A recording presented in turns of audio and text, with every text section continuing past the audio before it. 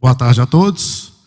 Muito obrigado pela presença, né? Todo dia que a gente tem uma palestra de aeronavegabilidade, né? Alguém aqui já participou de algum curso, palestra sobre esse assunto? Pode levantar a mão, só para eu saber mais ou menos aonde que eu estou aqui. Então, poucas pessoas já tiveram, então, contato. O assunto ele é muito extenso. Eu poderia ficar aqui o dia inteiro falando, né, de aeronavegabilidade. Mas eu vou fazer uma palestra bem sucinta e didática, que é mais principal para vocês entenderem. Vou começar desde os conceitos básicos, indo detalhando. Então, vamos lá. Primeiramente, me apresentar, eu sou engenheiro mecânico aeronáutico e profissional credenciado pela ANAC em aeronavegabilidade. Já fui gerente de manutenção de táxi aéreo, responsável técnico de oficina e hoje eu sou diretor técnico da ProAero. Então, vamos lá. O que a gente vai ver hoje aqui? Primeira coisa é definir o que é aeronavegabilidade, né? O que é isso? Depois a gente vai fazer a ponte, aeronavegabilidade e manutenção. Eu vou explicar como que a gente controla a aeronavegabilidade. Eu vou apresentar aqui uma solução informatizada que a gente desenvolveu da ProAero. E vou abrir um painel de dúvidas frequentes. Eu vou apresentar aqui dúvidas que eu, durante a minha carreira, eu recebi de pilotos, que eu vou apresentar aqui respostas. Às vezes, dúvidas que vocês têm e agora a gente vai tirar a dúvida. Então, vamos lá. A aeronavegabilidade é a aeronave civil. Somente é permitido operar uma aeronave se ela estiver em condição aeronavegável. O piloto em comando é responsável por verificar a condição segura. O que é aeronavegabilidade? Né? O que é isso? A legislação conceitua da seguinte forma. Uma aeronave é aeronavegável quando está em conformidade com um projeto de tipo. O que é projeto de tipo? Eu vou explicar lá na frente. Ou então, quando ela está em condição segura de voo.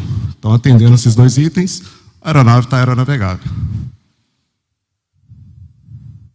Projeto de tipo. O que é projeto de tipo? São desenhos, especificações. Então, essa aeronave aqui, né? Aeronave de asa fixa, motor, propelida a hélice, trem de pouso fixo. Sim, cada aeronave tem uma especificação.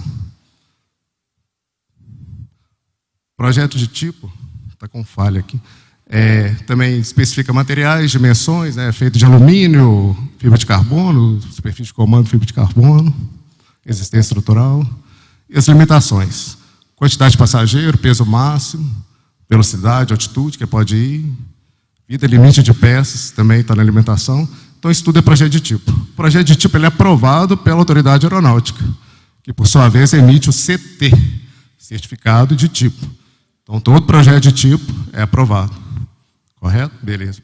Eu vou voltar em projeto de tipo lá na frente para falar de modificação, mas, por enquanto, guarda aí o conceito. Condição segura de voo. O que é isso? É a condição relativa ao deteriorização. Então, a aeronave tem corrosão? A aeronave está com alguma rachadura? Essa aqui está com uma rachadura boa ali, né? Vazamento? Tem algum vazamento de fluido, combustível na asa? O pneu está desgasto? Isso tudo é condição segura. Quem é responsável pela aeronavegabilidade? O operador. Ele é responsável por manter a aeronave aeronavegável. Não é oficina, não é ANAC, é o operador. Então, toda a responsabilidade é dele. E agora eu vou fazer o link. Aeronavegabilidade e manutenção. Como é que você mantém uma aeronave aeronavegável? Não tem outra forma. Cumprindo o plano de manutenção do fabricante. Assim que a gente mantém. E que manutenção que é essa? Vamos definir todos os níveis de manutenção que a gente tem. Programa de manutenção recomendado. É o programa que o fabricante estabelece que ele considera que é importante para o operador cumprir. Aonde que a gente acha esse programa? No manual. Normalmente é o capítulo 5 do AMM. Lá tem um programa detalhado, ou dependendo da nomenclatura que o fabricante usa, pode ser outro, o MPD, enfim, depende do fabricante. Exemplos de tarefa do programa recomendado. Fase ABC, né, quem opera LIA, quem opera King, fase 1, 2, 3. Quem opera César, né, documento 1, documento 2, documento 3. Cheque do ELT, extintor de incêndio. Então, isso tudo é o programa recomendado.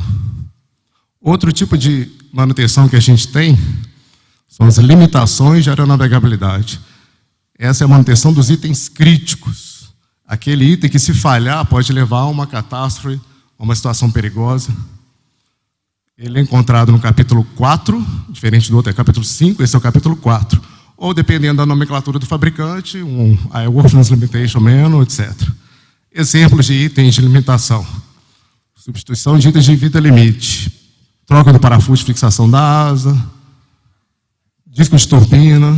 Então, aqueles itens que a gente remove, tira de uso e coloca um novo. Porque existe uma vida limite que, a partir daquele momento, o risco de se continuar operando muito alto pode levar a uma falha. Outros itens. Inspeção de elemento estrutural, né? Inspeção em longarina, inspeção em parede de pressão, viga de motor. Então, isso tudo é limitação. Manutenção requerida pela autoridade. O que a gente faz que a autoridade determina que a gente tem que fazer? São as diretrizes de aeronavegabilidade. O que é isso? É um documento emitido que estabelece procedimentos quando existe uma condição insegura daquele produto. Ou seja, pode ter um risco de desprender uma carenagem em voo, acertar uma superfície de comando e derrubar o avião. E essa condição também pode se propagar no resto da frota daquele modelo. Então, a autoridade aeronáutica emite essa diretriz para corrigir um problema que pode colocar a segurança de voo em risco. Então, beleza. O que eu sou obrigado a fazer? Vamos ver o que a legislação fala. O RBAC 91 fala: o proprietário, o operador tem que usar um programa de inspeções recomendado, aquele lá, o capítulo 5. Então, ele me manda cumprir o capítulo 5. O 91.403 fala que só é permitido usar uma aeronave se as tarefas da seção de limitações de aeronavegabilidade forem cumpridos. Ou seja, então, programa recomendado, limitações de aeronavegabilidade, eu tenho que cumprir.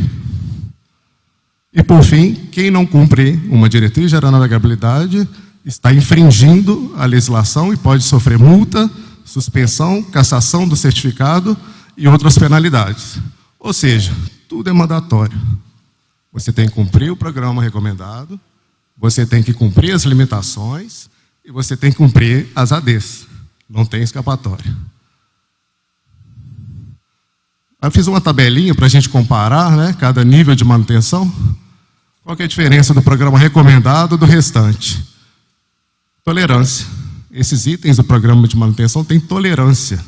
Opa, desculpa. Diferente dos itens de limitação e de diretriz que não tem tolerância. Venceu, tem que fazer. Não adianta postergar aquele item. Outra diferença é que o programa recomendado, você pode aprovar o seu próprio programa de manutenção.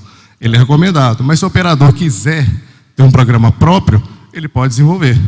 Então, existe o método alternativo. Já a limitação de aeronavegabilidade não tem como fazer diferente. A diretriz tem, mas é um processo tão difícil de você conseguir, né? Um AMOC, que é Alternative Method of Compliance, que existe, mas praticamente todo mundo cumpre o que está estabelecido. Então é isso. O programa recomendado tem tolerância, o resto não tem. Venceu, tem que fazer. Outro item de manutenção que existe são os boletins de serviço. Eles podem ser opcionais. O que é o boletim opcional? Uma melhoria estética, né? Uma melhoria sem muita relevância na segurança. O item recomendado, por exemplo, o meu FCU falha muito. O fabricante detectou que a vida do FCU está muito prematura, se eu estou tirando ela de serviço muito cedo. Então, ele oferece um boletim que troca aquele FCU por um modelo mais novo, mais confiável. Não tem relevância com a segurança, mas é uma melhoria do produto. Ou um boletim mandatório. Ele classifica mandatório porque tem alguma relevância com a segurança de voo. Isso é uma classificação do fabricante. Embora o boletim seja mandatório, ele não é mandatório. Você não é obrigado a cumprir. É uma alta recomendação. Um boletim, para ser mandatório de verdade, só é mandatório se ela estiver vinculada a uma diretriz de aeronavegabilidade. Então, se aquela diretriz fala, cumpra o boletim, aí sim, você tem que cumprir o boletim. Não adianta. Manutenção rotineira. São as discrepâncias, né, que a gente tem em voo. O aeronave só pode voar com discrepância ativa se o operador tiver uma lista de equipamentos mínimas aprovada, uma MEL, né, a famosa MEL. Exemplo aqui de discrepância, né, falha de componente, VHF inoperante, mau funcionamento danos ocorridos em solo, né? Atingir um raio, pouso duro, tudo isso é discrepância. Agora eu vou voltar em projeto de tipo, né? Lembra lá o projeto de tipo? A aeronave tem que estar em conformidade com o projeto. Então quer dizer o quê? Eu não posso alterar essa aeronave da minha cabeça. Aquele projeto é aprovado pela ANAC, então só a ANAC que pode autorizar a modificação dela, porque é ela que tem responsabilidade por aquilo. A gente só pode aprovar aeronaves, modificar aeronaves, se aquela alteração tiver sido aprovada através de um STC, Certificado Suplementar de Tipo. Então, você quer modificar um equipamento, tem CST? Então instala. Se não tem, espera aí, vamos olhar.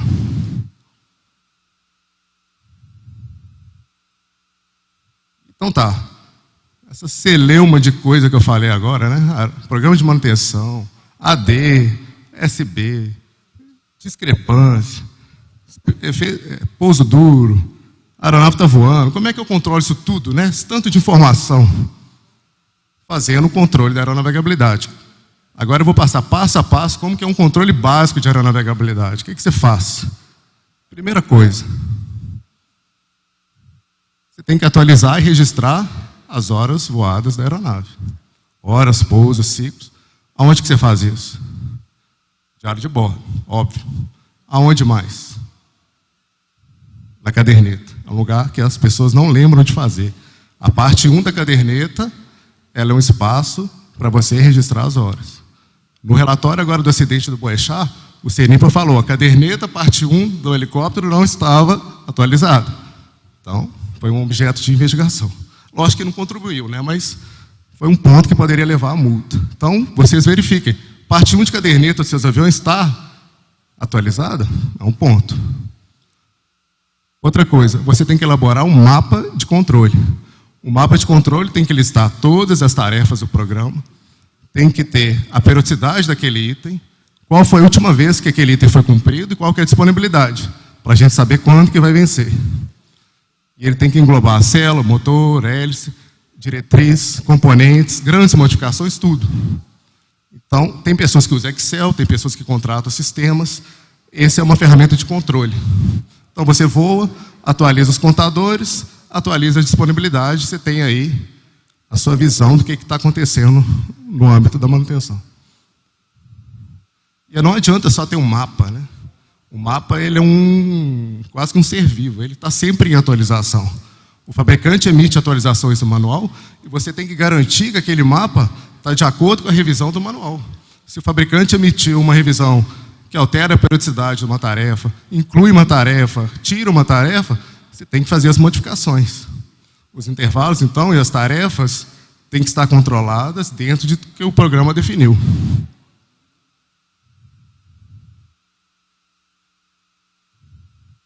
E AD? AD é um ponto muito crítico, né?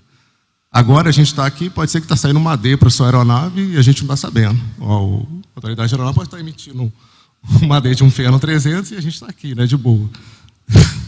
Então a gente tem que estar periodicamente olhando nos sites das autoridades se emitiram uma AD ou não.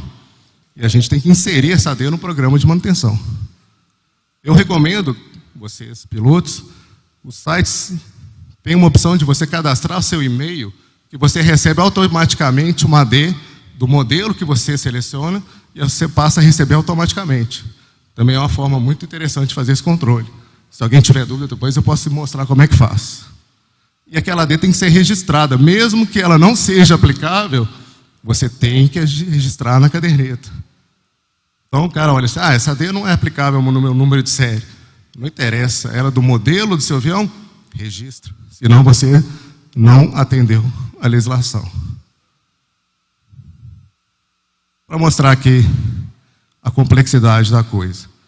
Peguei um avião projetado na Alemanha, com motor canadense, hélice americana, operado no Brasil. Então, o que eu tenho que cumprir de AD? Pelo fato da aeronave ser europeia, eu cumpro a AD ASA. Pelo fato do motor ser canadense, eu cumpro a CF do Transporte Canadá. E por ter uma hélice americana, eu cumpro as ADs da FAA. E pelo fato de operar no Brasil, eu tenho que cumprir as diretrizes brasileiras. Ou seja, tem que verificar todos os órgãos homologadores se tem AD emitida. É um trabalho assim, constante, contínuo, não acaba nunca. E se o operador tem MEL, ele tem que controlar as discrepâncias pendentes. A MEL dá um prazo para você eliminar aquela discrepância. Então, é mais um item de controle.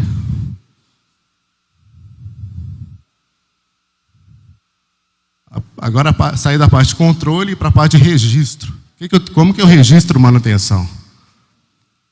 É através de etiqueta na caderneta. E a caderneta é dividida em partes. Parte 2, parte 3 e 4. A parte 2 é dedicada ao registro de inspeções. Fase 1, fase 2, fase A, cheque 1, cheque 2. A parte 2, ela é dedicada a registro de ADs. Então, cumprir uma AD, parte 3. Parte 4, toda troca de componente controlado, parte 4. Então, verifiquem se está tudo no lugar certo, porque isso aí tem de auditoria.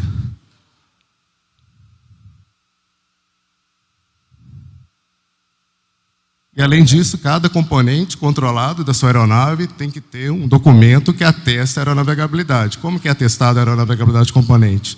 Segue-voo 003, ou equivalente. Pode ser um Form TT130, ou um Form canadense. Além disso, alguns componentes, principalmente quem opera helicóptero, sabe bem disso.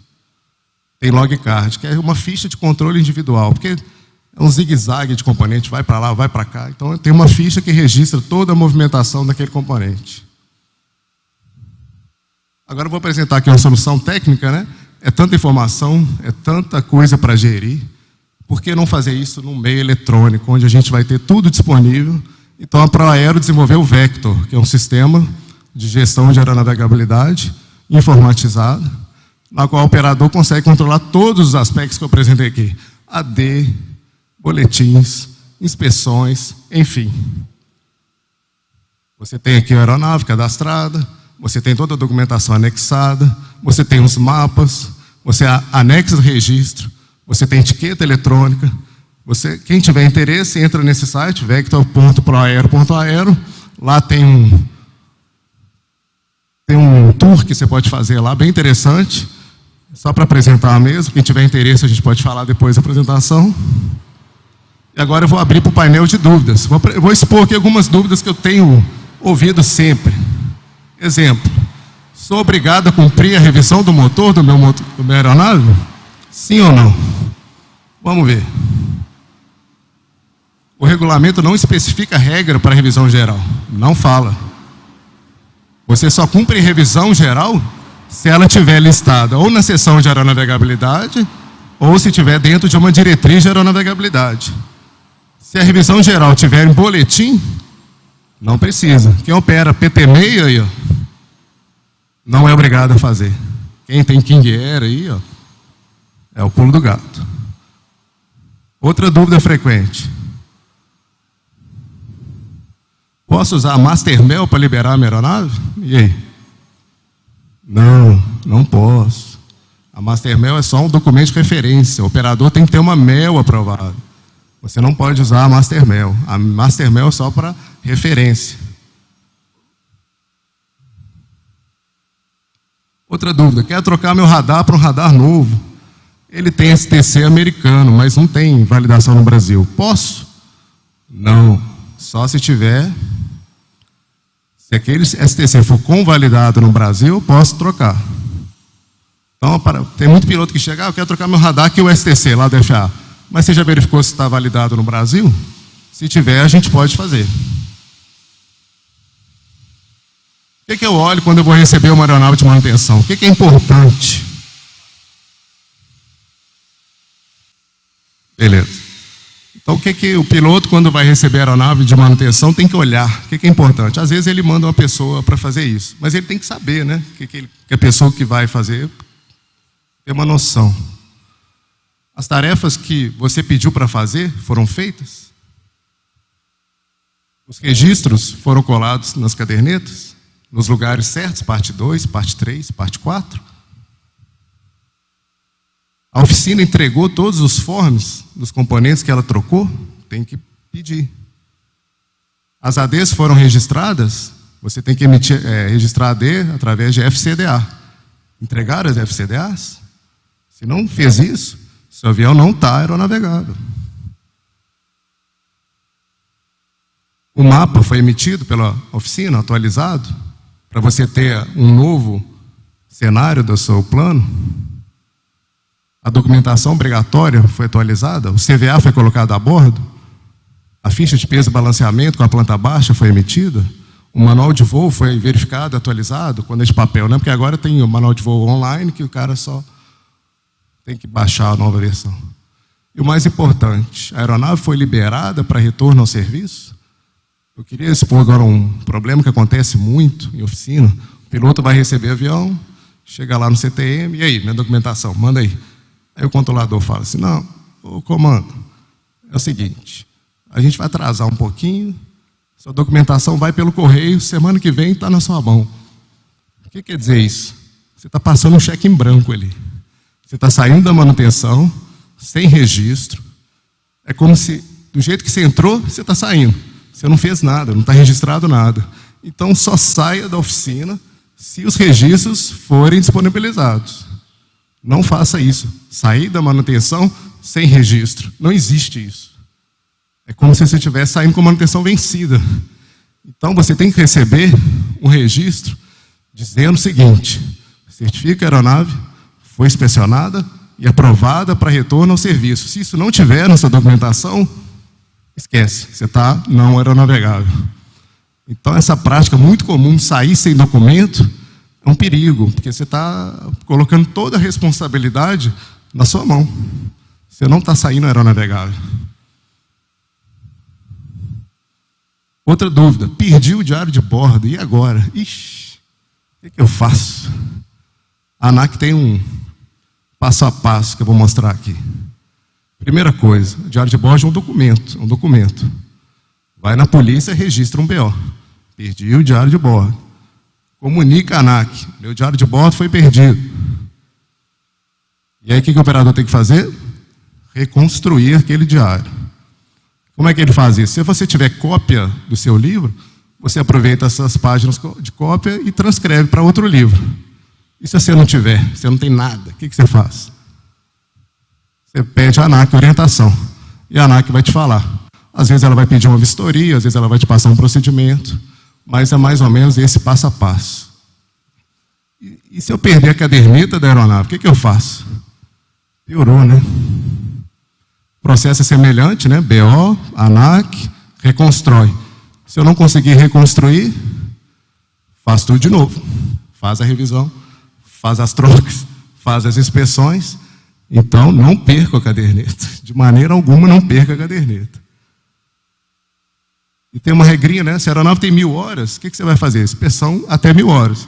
Então, de 50, de 100, 200, de 1000, até cobrir tudo que você, de hora que você tem. Outra dúvida frequente, o piloto chega aqui, o que eu ponho aqui? Que é a parte 2 do diário. Me ajuda aí, Vladimir, o que eu ponho aqui? Aqui a parte 2 é a parte da situação técnica da aeronave.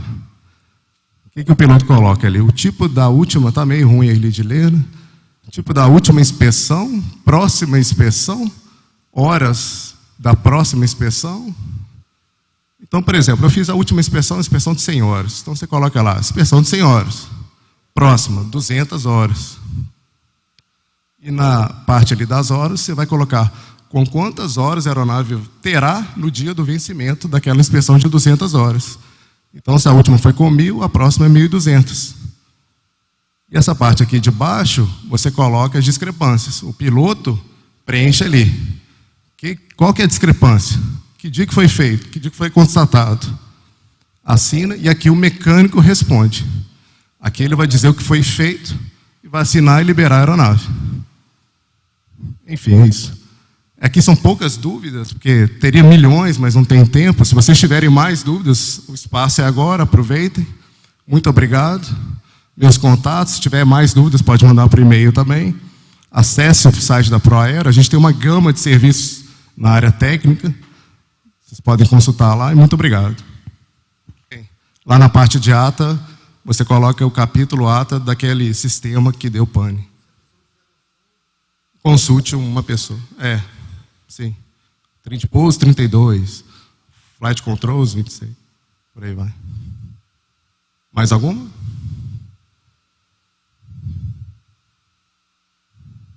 Beleza, gente. Obrigado. Não.